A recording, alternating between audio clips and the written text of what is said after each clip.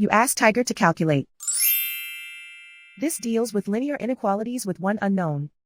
The final result is p equal or greater than 8. Let's solve it step by step. Isolate the p. Multiply both sides by 4.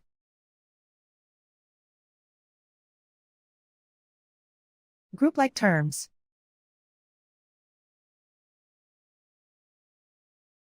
Multiply the coefficients.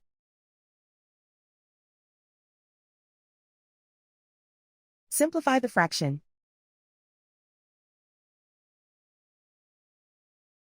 Simplify the arithmetic.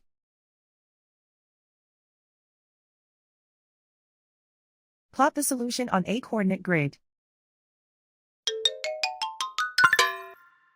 And so the final result is p equal or greater than 8.